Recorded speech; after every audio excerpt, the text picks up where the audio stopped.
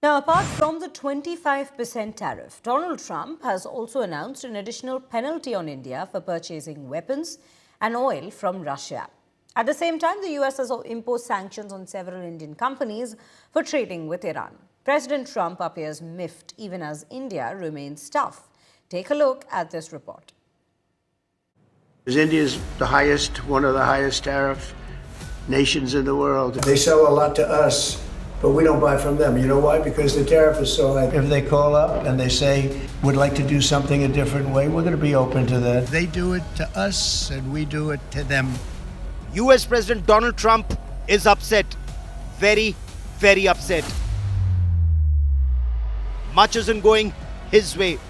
At home, even his own central bank is ignoring his pleas and threats to slash interest rates. We should be the lowest interest rate, and we're not. We're 38, number 38, because of the Fed. It's all because of the Fed. He's done a bad job. Now, he's got a meeting today, but I call him too late. Today, the Federal Open Market Committee decided to leave our policy interest rate unchanged. We believe that the current stance of monetary policy leaves us well positioned to respond in a timely way to potential economic developments. The latest GDP figures show the US economy grew 3% between April and June, a fact Trump is celebrating, but a closer look paints a more nuanced picture. Private sector investment growth and consumer spending have slowed sharply.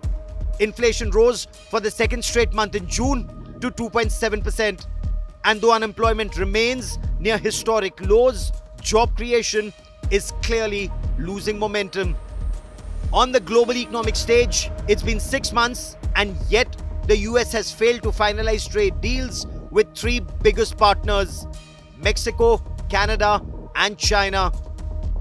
Trump's frustration surfaced online Thursday morning when he linked stalled talks to Canada's support for the Palestinian statehood, an unusually sharp diplomatic linkage.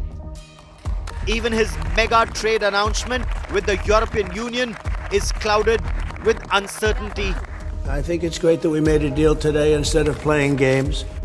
France called the agreement a dark day for Europe, accusing the European Union of caving in to Trump with a lopsided deal.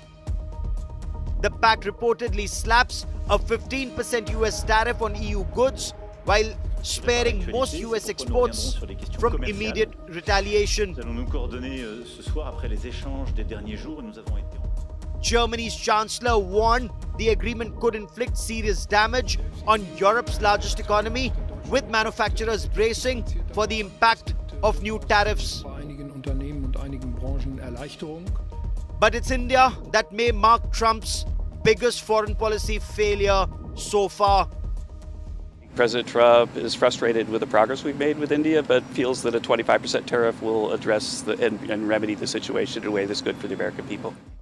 For months, Trump has teased a big trade deal with India.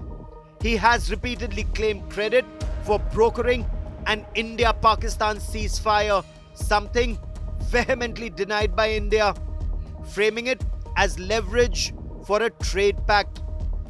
That claim now rings hollow. Trump has instead slapped a 25% tariff plus a Russia penalty on Indian goods.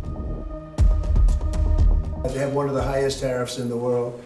Now they're willing to cut it very substantially, but we'll see what happens. We're talking to India now, we'll see what happens. It doesn't matter too much whether we have a deal or whether we charge them a certain tariff, but you'll know at the end of this week. Trump's frustration has spilled into pointed jibes at India. In announcing a trade deal with Pakistan, Trump even claimed the two nations could jointly develop Pakistan's oil reserves, adding with a jibe that Pakistan may be selling oil to India one day. Trump's anger is also stoked by his faltering bid to play peacemaker in Ukraine.